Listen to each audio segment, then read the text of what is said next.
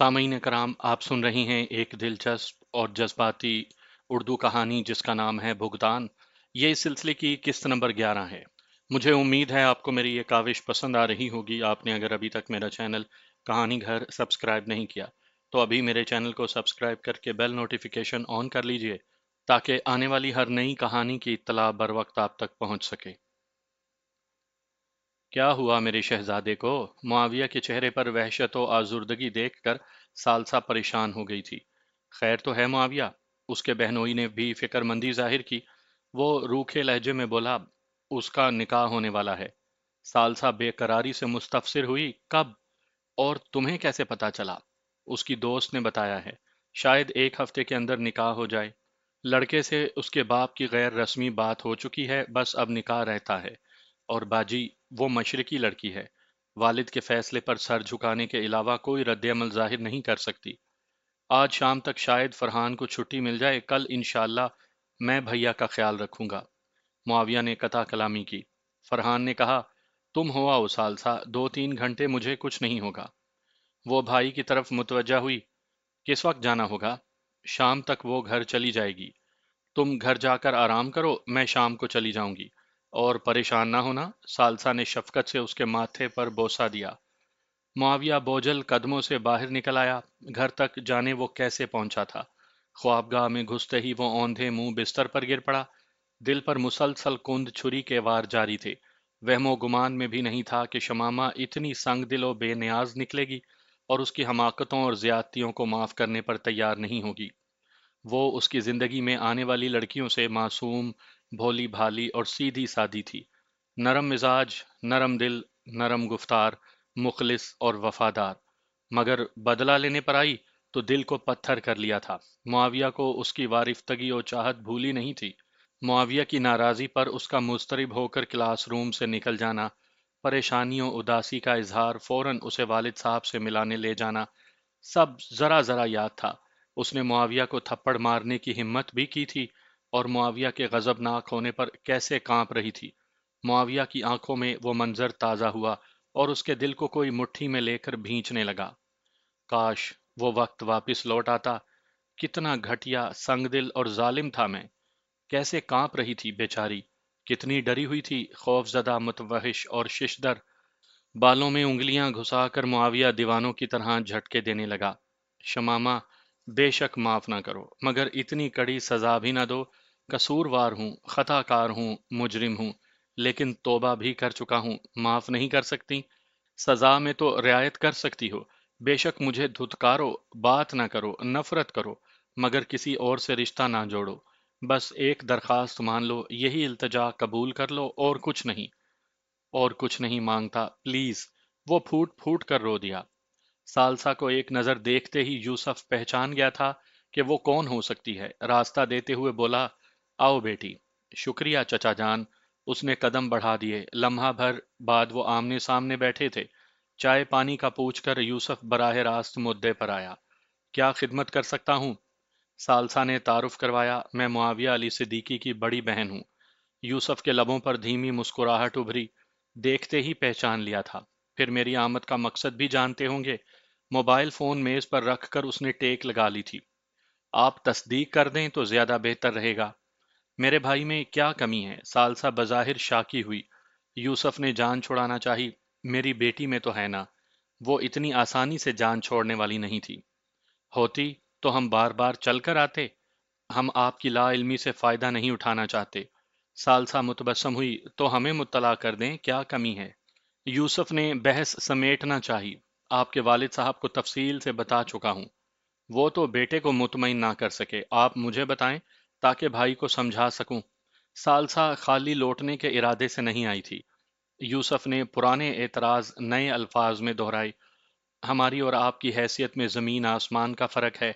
एक मुफलिस लड़की बड़े घर की जिम्मेदारियां संभालने के काबिल नहीं होती, ना ऊंचे तबके के माहौल में पनप सकती है।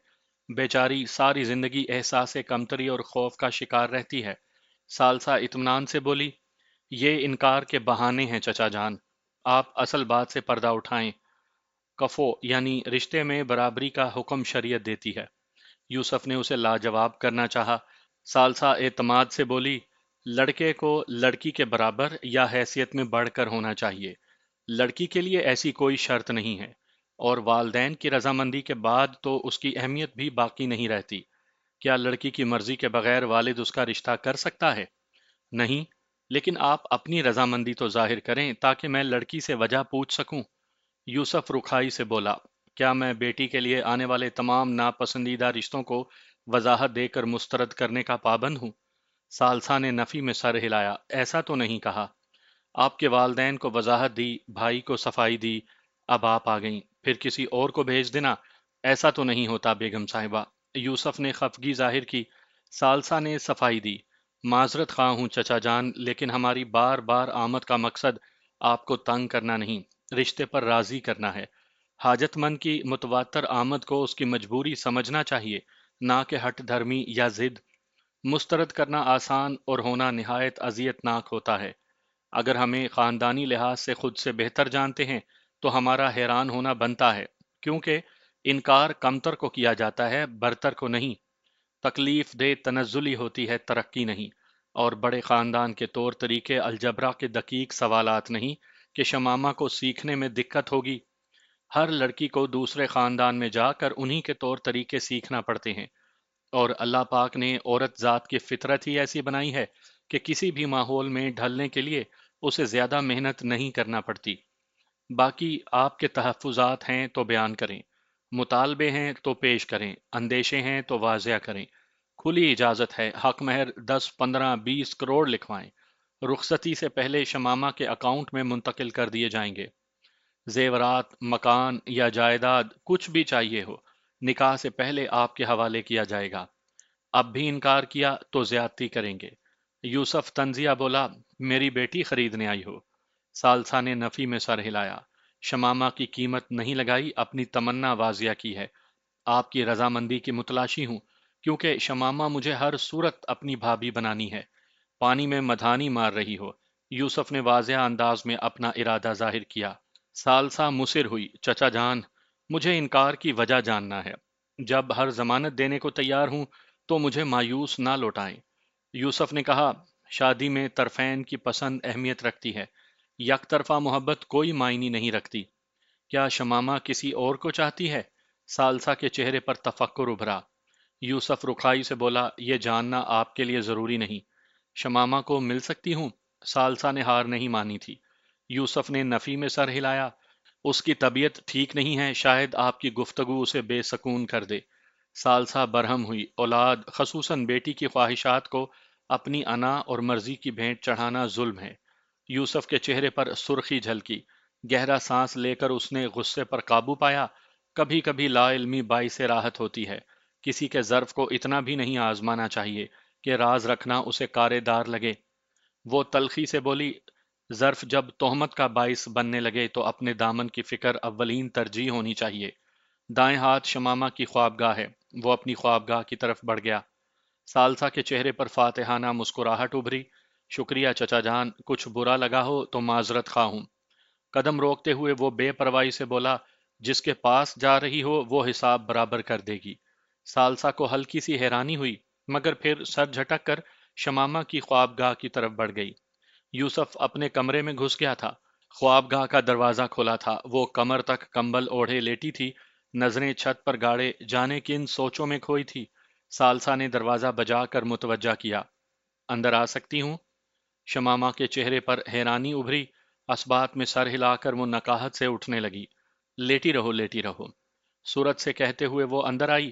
شمامہ کے اٹھنے سے پہلے قریب آ کر کندھوں سے تھاما اور اسے واپس لٹا دیا۔ کتنی پیاری بھابھی ڈھونڈی ہے میرے چھوٹے بھائی نے۔ ہاتھوں کے پیالے میں اس کا موہنا چہرہ پکڑ کر ثالثہ ماتھے پر جھک گئی۔ شمامہ کے زرد چہرے پر حیا آلود سرخی پھیل گئی تھی۔ آپ غالباً ثالثہ ہیں۔ اس کا حلیہ معاویہ سے اتنا مماثل تھا کہ شمامہ کو پہچاننے میں دقت نہیں ہوئی تھی۔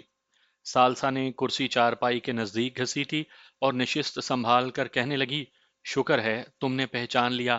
شمامہ خاموش رہی۔ ثالثہ نے پوچھا، میرا تم کہنا برا تو نہیں لگا؟ شمامہ انکساری سے بولی، اتنی حیثیت نہیں ہے کہ من چاہے تخاطب کا تقاضا کروں۔ ثالثہ مسکرائی، सेठ मोहम्मद अली सिद्दीकी की होने वाली बहू को ऐसा कहना जचता नहीं। आप चाय पियेंगी? शमामा ने नागवारी छुपाने की कोशिश नहीं की थी। सालसा शफकत से बोली, मैं चाय पीने नहीं, मुआविया और तुम्हारे बीच नाराजगी खत्म करने आई हूँ। मेरे बाबा जान से मुलाकात नहीं हुई? सालसा फखरिया लहजे में बोली, अच्छी खासी तकरार हुई है। चचा जान लाजवाब होने लगे तो गेंद तुम्हारे कोर्ट में फेंक दी। ऐसा बस आप समझती हैं। शमामा ने कोहनियों पर जोर देकर पीठ चारपाई के टेक से लगा ली। एहसास कमतरी का शिकार होने की चंदा जरूरत नहीं। सिद्दीकी खानदान तुम्हें खुले दिल से खुशामदीद कहेगा, और यही बात मैंने चचा जान को भी समझा दी है। वो तुम्हारी मर्जी में रुकावट नहीं डालेंगे। शमामा तीखे लहजे में बोली, और ये गलतफहमी आपको क्यों कर हुई कि मैं एहसास कमतरी का शिकार हूं? सालसा ने दलील दी, ऊंचे खानदान और आला हस्बो नसब के लड़के से शादी से इनकार की वजह और क्या हो सकती है? शमामा मुस्तफसिर हुई, आप अनजान हैं या बन रही हैं? क्या मतलब? सालसा मुताज्जिब हुई, किसने कहा कि शादी में रुकावट हैसियत का तफावत है? शमामा ने खुलकर सामने आने का फैसला कर लिया था। पापा तो यही बता रहे थे, और अब चचा जान भी अपनी मुफलिसी और हमारे आला हस्ब नसब को इस शादी में सबसे बड़ी रुकावट करार दे रहे हैं। आला हस्ब नसब की पैमाइश अगर दौलत से की जाती तो आपकी बात से इनकार मुमकिन नहीं था, मगर अफसोस, हसब नसब का तायुन दौलत नहीं करती। कायनात में आला तरीन हसब नसब के मालिक अहले बैत हैं, तो क्या तमाम सैयद दौलतमंद और अमीर हैं? कहना क्या चाहती हो? सालसा के चेहरे पर इनकबाज जाहिर हुआ। शमामा इत्मीनान से बोली, हमारे बीच मुफलिसी और अमारत का फर्क जरूर है, लेकिन हसब नसब अल्हम्दुलिल्लाह मेरा बहुत अच्छा है। सालसा फीकी मुस्कुराहट से बोली, मैं भी तुम्हें यही बावर करवाना चाहती थी। शमामा बज़ाहिर मजाहिया लहजे में बोली, तो खुश हो जाएं, आप जहमत से बच गईं। सालसा मतलब की जानी बढ़ी, खुशी तो तब होगी जब मेरी भाभी बनोगी। आपने भाई से हमारे इनकार की वजह नहीं पूछी? पूछी थी, मगर तुम्हारा मोहब्बत से बड़ा हुआ हाथ झटकने की वजह तुम्हारी मुफलिसी नहीं थी। मोहब्बत शक्लो सूरत देख कर ही होती है। बेचारे को क्या पता था जिसे वो धुतकार रहा है वो इतनी प्यारी होगी। सालसा ने मायनी खेज नजरों से घूरा। शमामा ने झिझकते हुए पूछा, आप अपने भाई के बारे में कितना जानती हैं? मेरा मतलब, क्या उसकी तमाम सरगर्मियों से वाकिफ हैं? वो इत्मीनान से बोली, उसे छोटा भाई नहीं बेटा समझती हूँ, और जो सरगर्मियां तुम्हें मायूब लग रही हैं वो हमारे तबके के नौजवानों के मशागिल होते हैं, जो अमली जिंदगी में कदम रखते ही खत्म हो जाते हैं। शमामा तलखी से बोली, बेराह रवी को मशागिल का नाम देना आप ही का हौसला है। सालसा ने मुंह बनाया, कभी कभार चंद घूंट पी लेना या पत्ते खेल लेना इतनी बड़ी लानत भी नहीं है कि उसे बेराह रवी का नाम दिया जाए। और अगर तुम्हारे इनकार की वजह यही है तो वादा करती हूं कि मुआविया ये सब छोड़ देगा। शमामा के चेहरे पर अजियत झलकी। भाई ने बहन को अंधेरे में रखा है। शराब नोशी और जुआ मेरी नज़र में मौजूब लानत होने के बावजूद हमारे झगड़े की वजूह में शामिल नहीं है, क्योंकि मुआविया के दामन पर इनसे भी बड़े दाग सब्त हैं। सालसा ने ललकारा, शायद साबित ना कर सको। वो इत्मीनान से बोली, जरूरत ही महसूस नहीं करती। सियाने कहते हैं कि जिस गांव ना जाना हो उसकी राह पूछना हमाकत है। सालसा दुरुस्ती से बोली, एक बहन के सामने उसके भाई पर बगैर सबूत कीचड़ उछालना शुरफा का शेवा नहीं। शमामा बगैर लगी लिपटे रखिए बोली, मुझे अपनी शराफत साबित करने को आपकी जमानत की जरूरत कतन नहीं। अलबत्ता सुनने का हौसला है तो मुआविया के बारे में आपकी मालूमात में इजाफा जरूर कर सकती हूँ। सालसा तलखी से बोली, हौसला है तो अपने भाई की किरदार कुशी पर भी चुप हूं। आपका भाई अमीर लड़कियों को मोहब्बत के जाल में फांस कर ना सिर्फ उन्हें मैला करता है, बल्कि उन लम्हात को फिल्मा कर बाद में ब्लैकमेल करके बड़ी बड़ी रकूम भी बटोरता है। ये नामुमकिन है। सालसा ने बेयकीनी से सर हिलाया। बहुतान तराशी आसान होती है और साबित करना मुश्किल। शमामा के होंठों पर इस्तेहजाई हंसी नमूदार हुई। अपने भाई से पूछना, अगर इनकार कर दे तो मैं आपके पांव पर गिर कर माफी मांग लूंगी।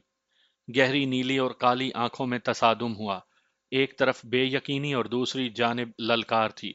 दो तीन लम्हों के बाद सालसा एतमाद से बोली, ये नहीं हो सकता, और बिल फर्ज हुआ भी तो मुआविया तुम्हारे सामने तौबा करेगा, अपनी गलती का अजाला करेगा और आइंदा ना करने का हलफ देगा।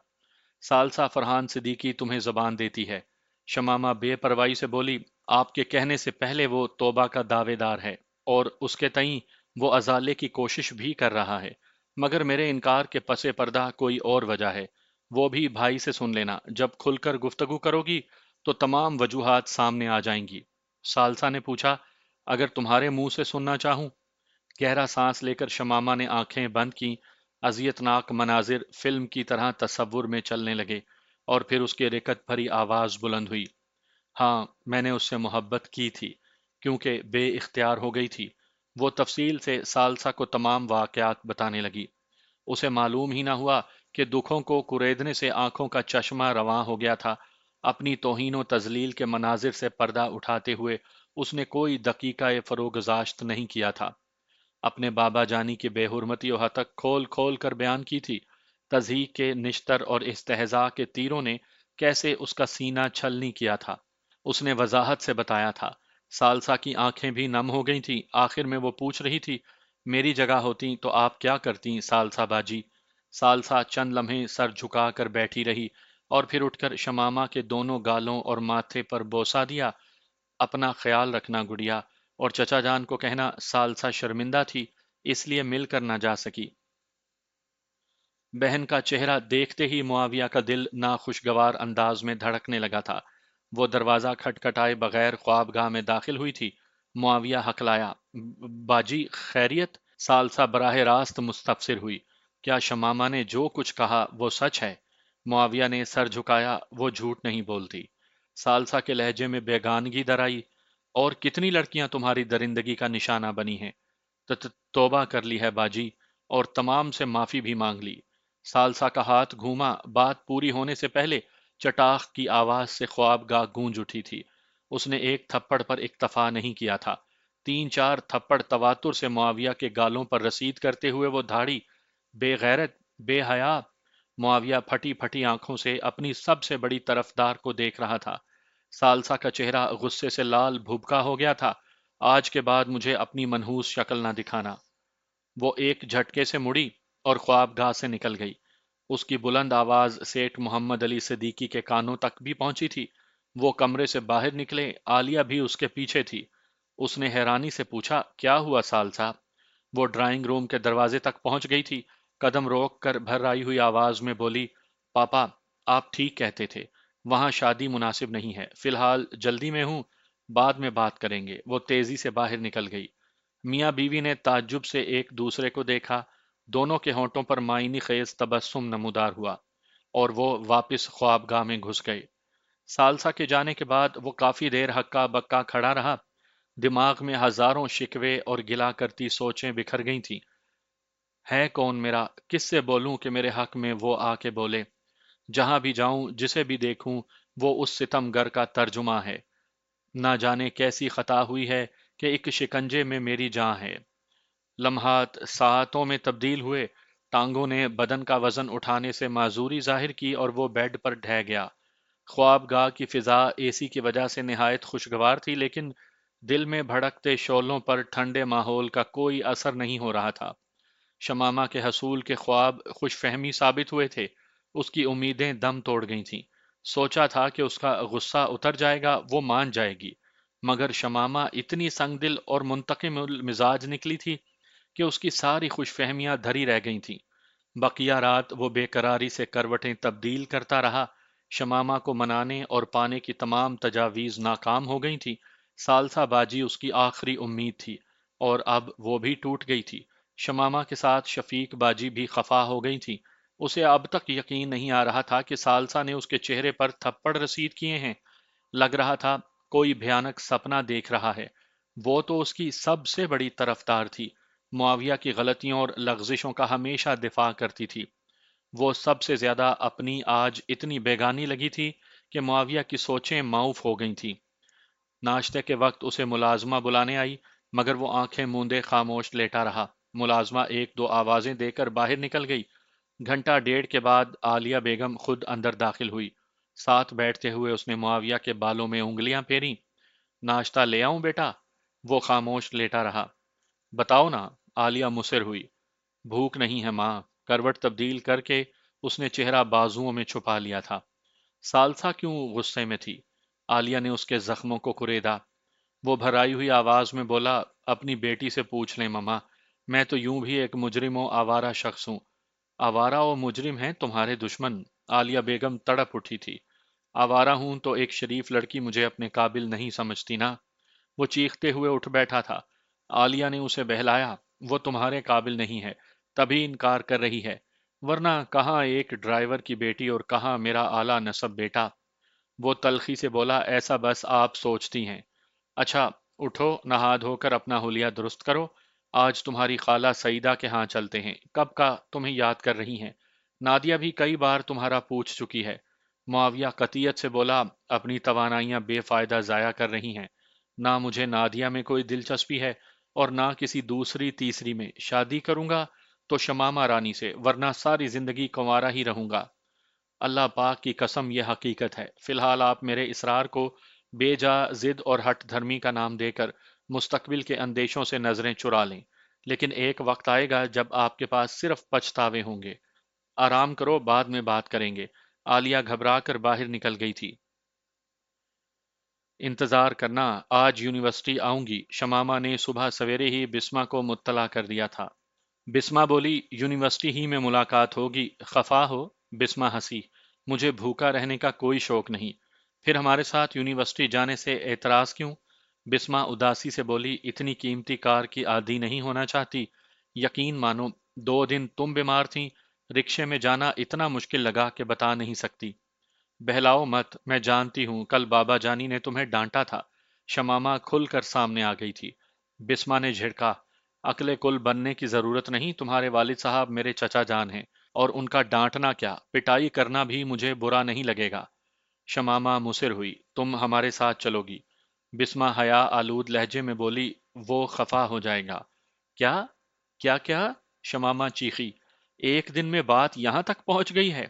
اب میری آمدرفت کی ذمہ داری اسی کی ہے، کل بھی اس کے ساتھ ہی لوٹی تھی، یقین مانو اس کے ساتھ موٹر سائیکل پر بیٹھنا مجھے مرسڈیز کی سواری سے بھی اچھا لگا۔ شمامہ نے حسرت بھرے لہجے میں کہا، خوش قسمت ہو بسمہ۔ بسمہ معترف ہوئی، اب مجھے بھی یہی لگتا ہے، یونیورسٹی میں ملتے ہیں۔ شمامہ نے رابطہ منقطع کر دیا تھا۔ ماں کے جانے کے بعد بھی اسے بستر سے نکلنے کی توفیق نہیں ہوئی تھی۔ رات کو عالیہ بیگم کمرے ہی میں کھانا لے آئی تھی۔ ماں کے دکھانے کو اس نے چند نوالے زہر مار کیا اور پھر لیٹ گیا۔ گزشتہ رات سے مسلسل جاگ رہا تھا، لیکن نیند ہنوز آنکھوں سے دور تھی۔ رات گئے ہلکی سی غنودگی آئی، خواب میں بھی پریشان کن خیالات نے پیچھا نہیں چھوڑا۔ صبح وہ یونیورسٹی جانے کو تیار تھا۔ اس نے شمامہ سے حتمی بات کرنے کا فیصلہ کر لیا تھا۔ کلاس میں سب سے پہلے داخل ہونے والا طالب علم وہی تھا۔ طلباء کی آمد شروع ہوئی، اس کی منتظر آنکھیں دروازے کی طرف متوجہ رہیں۔ عقیل اور بسمہ اکٹھے ہی داخل ہوئے تھے۔ ان کے چہروں پر سبت خوشی معاویہ کے اداس ہونٹوں پر پھیکی سی مسکراہٹ لے آئی تھی۔ بسمہ نے خوشگوار مسکراہٹ سے اسے سلام کہا اور اپنی نشست پر بیٹھ گئی۔ عقیل نے مصافحہ کرتے ہوئے پوچھا، کل کیوں نہیں آئے تھے؟ بسمہ بہن بہت اچھی لڑکی ہے۔ معاویہ اس کا استفسار گول کر گیا تھا۔ وہ برجستہ بولا، اچھے برے کا تو معلوم نہیں، پیاری بہت لگتی ہے۔ بسمہ نے انہی کی باتوں پر کان دھرے تھے۔ کچھ عقیل کی آواز بھی بلند تھی، تبھی ان کی جانب رخ موڑتے ہوئے شوخ لہجے میں بولی، میں نے سن لیا ہے۔ عقیل نے گھبرا کر پوچھا، کچھ غلط کہہ دیا کیا؟ اس نے آنکھیں نکالی، میری اچھائی تسلیم نہیں ہے، خالی پیریڈ میں خبر لیتی ہوں۔ وہ بے پرواہی سے بولا، ڈرتا نہیں ہوں۔ بسمہ شاکی ہوئی، معاویہ بھائی سن لیا؟ شمامہ کلاس روم میں داخل ہوئی۔ معاویہ کو جواب دینا بھول گیا تھا۔ وہ سبک قدموں سے چلتے ہوئے بسمہ کے قریب آ کر بیٹھ گئی تھی۔ بسمہ حال احوال پوچھنے لگی، معاویہ کی نگاہیں کالے لبادے میں الجھ گئی تھیں۔ عقیل نے کوہنی سے ٹہوکا دے کر متوجہ کیا، ثالثہ باجی کیا جواب لائی تھی؟ وہ اداسی سے بولا، باجی خفا ہیں، پرسوں شمامہ کے گھر سے لوٹتے ہوئے انہوں نے مجھے غصے سے ڈانٹا اور تھپڑ مار کر چلی گئیں۔ ایسا کیوں؟ عقیل ششدر رہ گیا تھا۔ شگفتہ نے بسمہ کو میرے داغدار ماضی کے بارے میں کچھ بتایا تھا، شمامہ تک بھی خبر پہنچ گئی ہوگی۔ پرسوں غالباً اس نے باجی کو یہی تانے دیے ہوں گے، تبھی باجی آگ بگولا ہو کر لوٹیں۔ پروفیسر صاحب کلاس روم میں داخل ہوا اور عقیل کو خاموش ہونا پڑا۔ تیسرا پیریڈ خالی تھا۔ شمامہ اور بسمہ کلاس روم سے باہر نکل گئیں۔ معاویہ لجاجت سے بولا، وہ کیفیٹیریا کی طرف نہیں جاتی، بسمہ بہن ہی اس کے لیے چائے لاتی ہے، تم کیفیٹیریا میں تیار رہنا، جوں ہی بسمہ بہن آئے منت سماجت کر کے روک لینا، میں اکیلے میں اسے ملنا چاہتا ہوں۔ عقیل صاف گوئی سے بولا، میں بسما کو حقیقت بتا دوں گا، اگر رکنے پر آمادہ نہ ہوئی تو تمہاری قسمت۔ معاویہ شاکی ہوا، میری خاطر اتنا نہیں کر سکتے؟ عقیل نے دہائی دی، اگر وہ خفا ہو گئی تو مجھے منانا بھی نہیں آتا یار۔ ٹھیک ہے، بتا دینا کہ میں شمامہ سے اکیلے میں ملنا چاہتا ہوں، امید ہے ایک بھائی کی التجا کو نہیں ٹھکرائے گی۔ معاویہ تکرار کیے بغیر اٹھ گیا تھا۔ خفا ہو، عقیل نے اس کے ساتھ قدم بڑھا دیے۔ معاویہ دکھی دل سے بولا، اپنے مقدر سے۔ عقیل اعتماد سے بولا، اچھا فکر نہ کرو، بسمہ میری بات نہیں ٹالے گی۔ جانتا ہوں۔ برآمدے سے نکل کر معاویہ کا رخ سبزہ زار کی طرف ہو گیا تھا۔ دونوں اپنے پسندیدہ گوشے میں نظر آ رہی تھیں۔ شمامہ سنگی بینچ سے ٹیک لگائے اطمینان سے بیٹھی تھی۔ معاویہ مناسب فاصلہ رکھ کر بیٹھ گیا۔ جلد ہی اس کی مراد بر آئی تھی۔ بسمہ کو کیفیٹیریا کا رخ کرتا دیکھ کر وہ دھڑکتے دل سے شمامہ کی طرف بڑھ گیا۔ راستے کی طرف پیٹھ کیے اس نے نقاب اٹھایا ہوا تھا۔ قدموں کی چاہ پر نقاب چہرے پر گراتے ہوئے وہ پیچھے مڑی۔ معاویہ کو دیکھ کر اس نے فوراً پرس سنبھالا اور اٹھنے کو پر تولے۔ وہ لجاجت سے بولا، شمامہ پلیز میری التجا سن لو۔ غیر متوقع طور پر اس نے پرس واپس سنگی بینچ پر رکھا اور اٹھنے کا ارادہ ملتوی کر دیا۔ گویا با زبان خاموشی کہا، فرماؤ۔ معاویہ نے امید بھری نظریں اٹھائیں، وہ گھٹنوں پر ٹھوڑی ٹیکے گھاس کو گھور رہی تھی۔ معاویہ کا ذہن سفید کاغذ کی طرح صاف ہو گیا تھا۔ تمام تمہیدیں اور نکات بھول گئے تھے۔ سر جھٹک کر یاد کرنے کی کوشش کی کہ اسے شمامہ کو کیا کہنا تھا۔ بڑی مشکل سے لبوں سے نکلا، کیا چاہتی ہو؟ معاویہ کے کانوں میں جل ترنگ بجے، میں یا تم؟ اسے امید نہیں تھی کہ جواب ملے گا۔ اس نے دہائی دی، کتنی بار معذرت کرنا پڑے گی؟ کس کس کے سامنے گناہوں کا اعتراف کرنا پڑے گا؟ کون کون سی سزا کاٹنا باقی ہے اور کب معافی ملے گی؟ شمامہ کی طنزیہ آواز ابھری، مطالبہ کس نے کیا ہے؟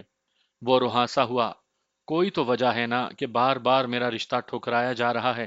میرے والدین آئے، باجی بھی آئیں، میں خود بھی ہاتھ پھیلانے آیا تھا۔ وہ تلخی سے بولی، کوئی عقل میں آنے والی بات کرو۔ معاویہ نے احتجاج کیا، رشتہ بھیجنا بے عقلی ہے؟ شمامہ نے نفی میں سر ہلایا، نہیں، مگر لڑکی والوں کے انکار پر خود کو گناہگار سمجھنا اور اسے اپنی سزا گرداننا ضرور حماقت ہے۔ معاویہ ملتجی ہوا، تمہارے بغیر جی نہیں پاؤں گا۔ وہ رکھائی سے بولی، یہ تمہارا مسئلہ ہے، کبھی تم بھی چاہت کی دعوے دار تھیں۔ معاویہ نے سہانے ماضی کو کریدا۔ وہ بے نیازی سے بولی، اگر تمہاری بات ختم ہو گئی ہے تو جا سکتے ہو۔ مجھے اپنے کیے کی سزا مل گئی ہے شمامہ، میں نے غلط کیا تھا، تم وہی غلطی نہ دہراؤ۔ مسٹر معاویہ، میں ایسی واہیات اور بیہودہ باتوں پر یقین نہیں رکھتی۔ ایک مشرقی لڑکی کا سرپرست والد ہوتا ہے، تمہارا رشتہ بابا جان نے رد کیا ہے، بلکہ حقیقت تو یہ ہے کہ خود تمہارے والدین بھی اس رشتے پر راضی نہیں ہیں۔ مجھے بھی دلچسپی نہیں ہے، صرف تمہارے چاہنے سے تو یہ شادی نہیں ہو سکتی۔ معاویہ بے یقینی سے بولا، ایمانداری سے بولو، کیا دل سے کہہ رہی ہو؟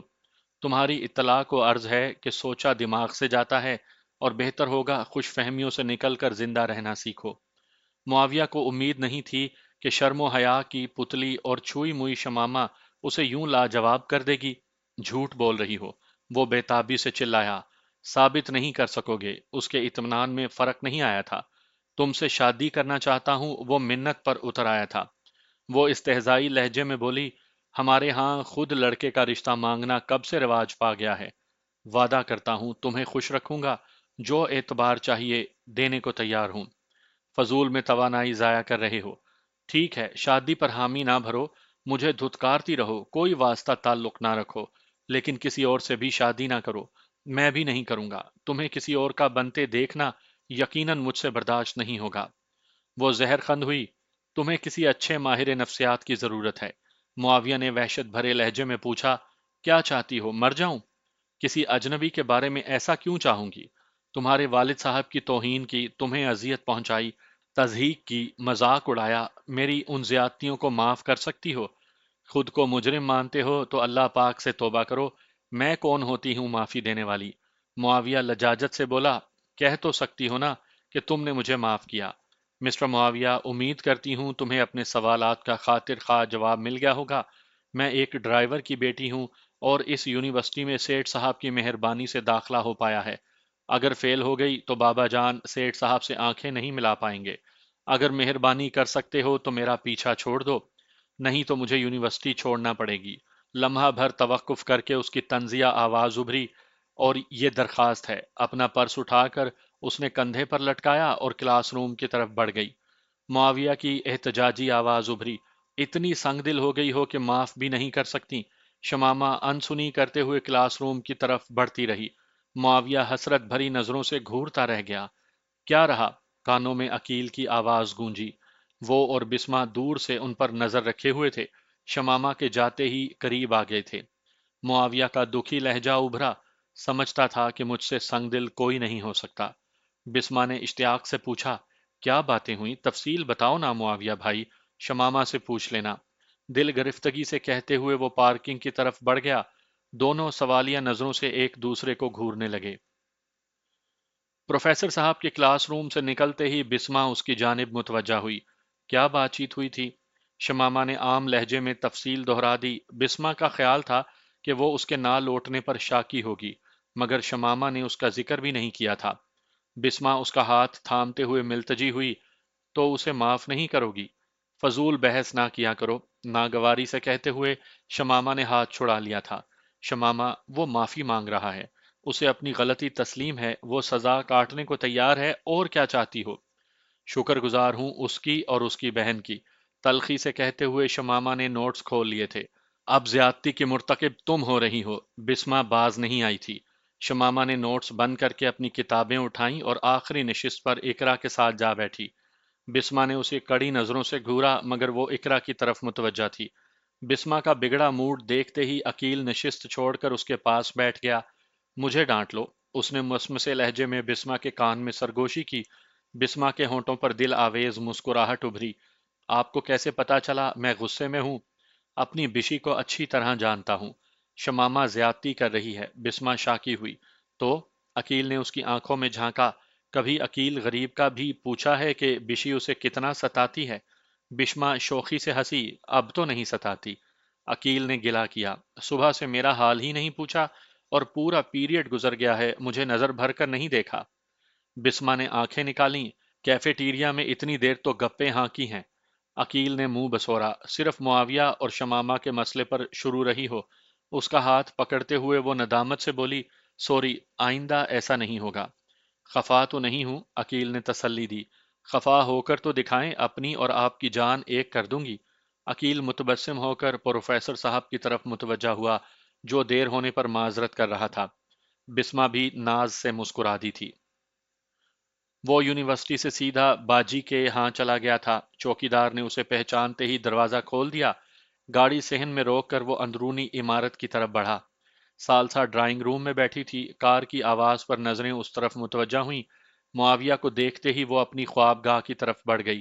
ڈرائنگ روم میں داخل ہوتے معاویہ کو وہ خوابگاہ میں گھستی نظر آ گئی تھی۔ وہ خوابگاہ کی طرف بڑھا، اتنی دیر میں سالسا نے دروازہ بند کر دیا تھا۔ معاویہ نے دروازہ دھکیلا اور بند پا کر دستک دینے لگا۔ باجی، بات تو سنیں، دروازہ کھولیں۔ اس نے 3 4 بار دستک دی، مگر سالسا نے نہ تو دروازہ کھولا اور نہ کوئی جواب دیا۔ باجی پلیز مجھے صفائی کا موقع تو دیں، دروازہ کھولیں باجی۔ وہ وحشت زدہ سا دستک دیتا رہا، مگر دروازہ نہ کھلا۔ باجی صرف ایک بار میری بات تو سن لیں، پلیز مجھے ایک موقع تو دیں۔ باجی، باجی، وہ منت بھرے انداز میں پکارتا رہا، مگر سالسا کا دل نہ پسیجا۔ 10 15 منٹ مسلسل دہائیاں دینے کے بعد وہ دل گرفتہ ہو کر ڈرائنگ روم سے باہر نکلا، اور پھر کوٹھی سے بھی نکل آیا۔ اپنی کار وہیں چھوڑ دی تھی۔ اس کے قدم انجانی راہوں کی طرف اٹھنے لگے۔ سوچنے سمجھنے کی صلاحیتیں جواب دے گئی تھیں۔ ماں باپ کی شفقت پر سے اعتبار اٹھ گیا تھا۔ بہن کی محبت سے نا امید ہو گیا تھا۔ مایوسی، ناکامی، نامرادی، دکھ، غم اور اذیت نے دماغ کو معوف کر دیا تھا۔ وہ منزل کا تعین کیے بغیر چلتا رہا۔ راستے کی طوالت کا احساس ذہن سے محو ہو گیا تھا، اور ماحول کا ادراک اسے نہیں ہو رہا تھا۔ مسلسل بجنے والے تیز ہارن نے متوجہ کیا۔ مڑ کر دیکھنے پر ایک ادھیڑ عمر شخص پر نظر پڑی، جو لال بھبکا ہو کر کار سے نکل آیا تھا۔ او بھائی، خودکشی کرنے کو تمہیں میری ہی کار ملی ہے؟ اس نے خالی خالی نظروں سے بزرگ کو گھورا اور سر جھٹکتے ہوئے فٹ پاتھ پر چڑھ گیا۔ اس کے قدم تسلسل سے اٹھتے رہے۔ مسافت کی طوالت کا خیال منزل سے نتھی ہوتا ہے، اور منزل رہی نہیں تھی کہ پہچان کرتا، وقت کی شناخت بھول چکی تھی، تھکن کا احساس رہا نہیں تھا، فاصلے کا تعین کرنا بے فائدہ تھا۔ وہ چلتا رہا اور چلتا رہا۔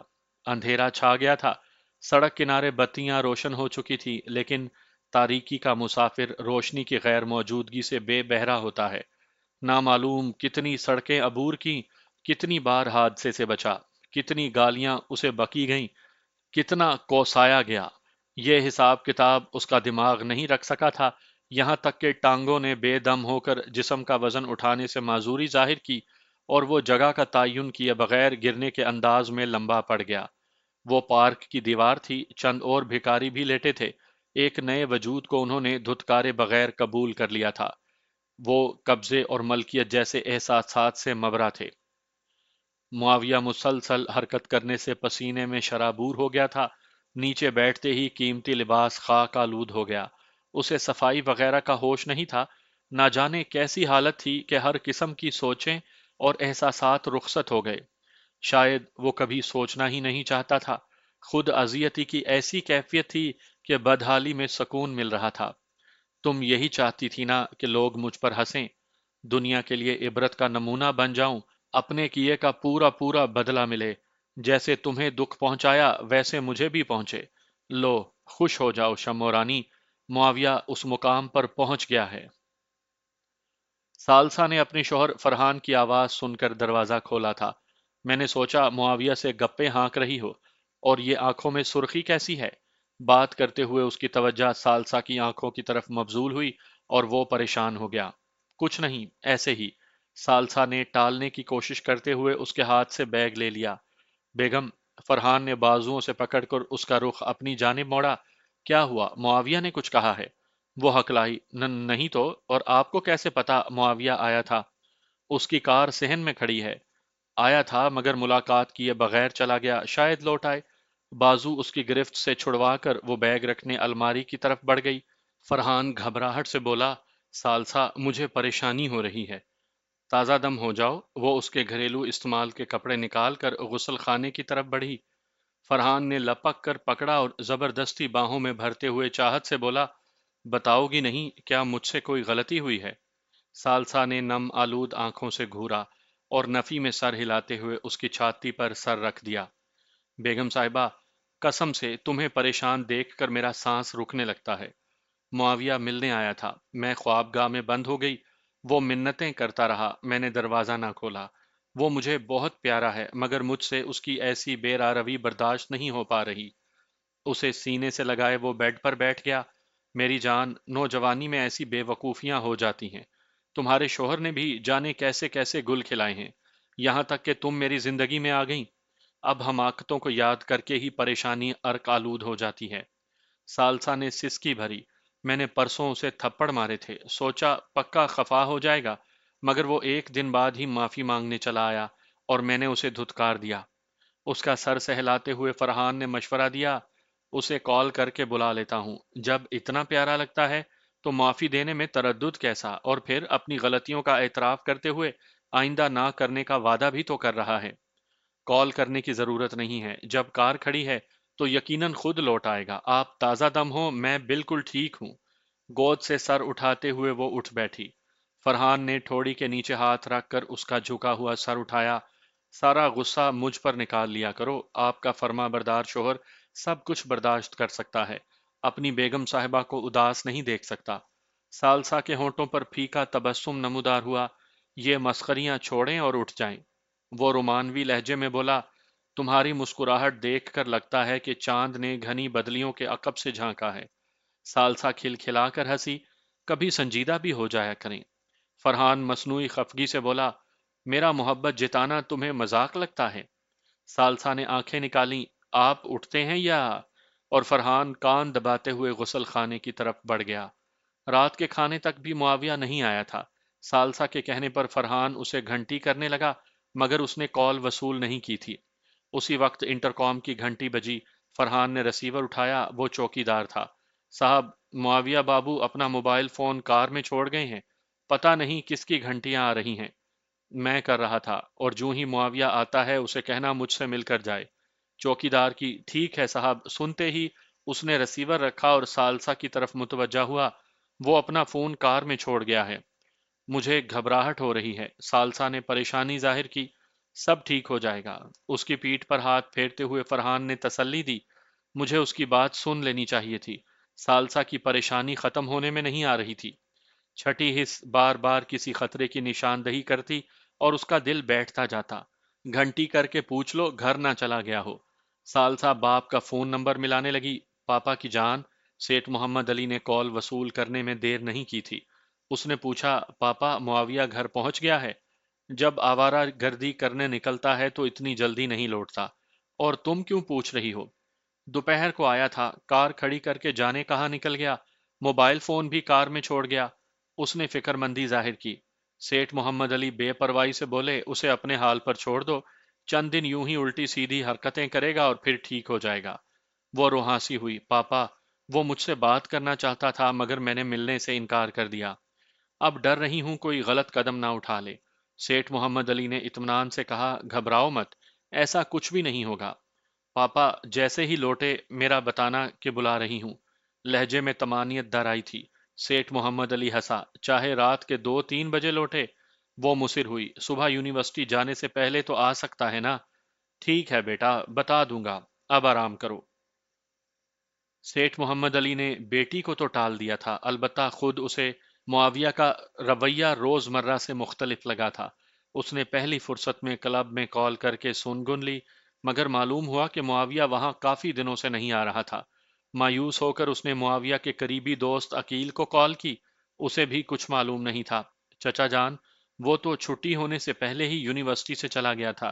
सेठ मोहम्मद अली ने पूछा, यूनिवर्सिटी में कोई खास वाकया तो नहीं हुआ था?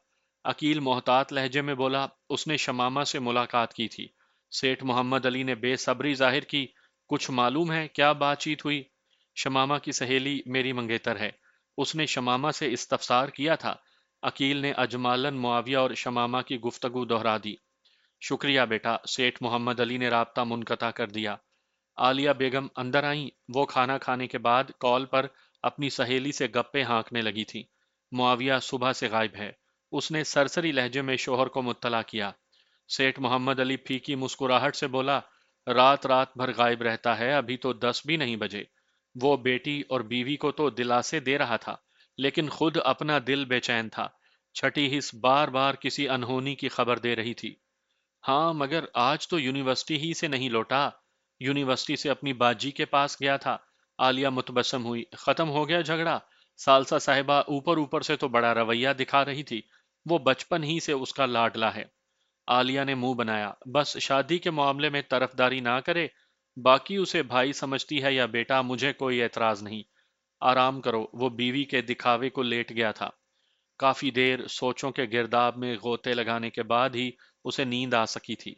देर तक जागने के बावजूद वो सुबह तड़के जाग गया था। आंख खुलते ही उसने इंटरकॉम का रिसीवर उठाकर चौकीदार से मुआविया की आमद का पूछा, और चौकीदार का अब तक नहीं लौटा साहब सुनकर उसकी परेशानी सवाह हो गई थी। किसी मौहूम उम्मीद के सहारे वो बिस्तर छोड़कर मुआविया की ख्वाबगाह की तरफ बढ़ गया, मगर बेशिकन बिस्तर मुंह चिढ़ा रहा था। वो सालसा को घंटी करने लगा। जी पापा। उसकी खुमार आलूद आवाज सुनाई दी। उसने धड़कते दिल से पूछा, मुआविया किस वक्त लौटा था? वो मुतवहश हुई। यहाँ तो नहीं आया पापा। मैंने चौकीदार को बताया था कि जिस वक्त भी पहुंचे मुझे जरूर इत्तला दे। चौकीदार से पूछ तो लो, हो सकता है उसने खुद बताने से मना किया हो। सेठ मोहम्मद अली ने दामने उम्मीद दराज किया। 1 मिनट होल्ड करें। वो इंटरकॉम का रिसीवर उठाकर चौकीदार से पूछने लगी। चौकीदार का अब तक तो नहीं लौटा बेगम साहिबा सुनकर उसके दिल की धड़कन तेज हो गई थी। पापा यहाँ तो नहीं आया। आप उसकी ख्वाबगाह में देखें, हो सकता है लौट आया हो। देख चुका हूं। सेठ मोहम्मद अली की आवाज में मायूसी भरी थी। पापा मुझे डर लग रहा है। सालसा रोने पर तैयार थी।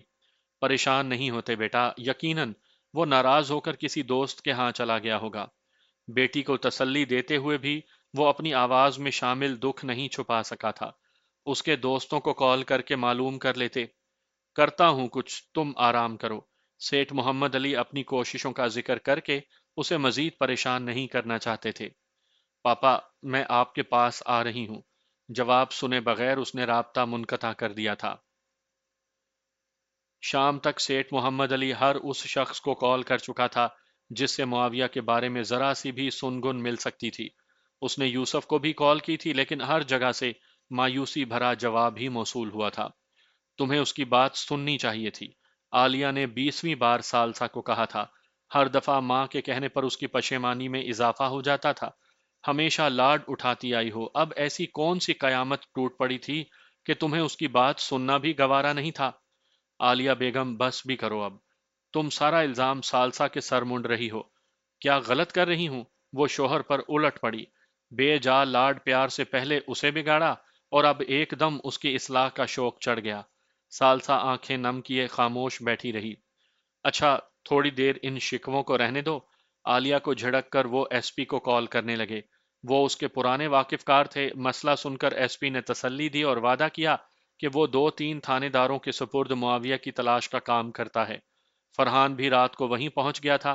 تمام کافی دیر تک ڈرائنگ روم میں بیٹھے کسی اچھی خبر کے منتظر رہے، یہاں تک کہ سیٹھ محمد علی نے آرام کا مشورہ دیا۔ بستر پر لیٹ کر بھی نیند آنکھوں سے کوسوں دور تھی۔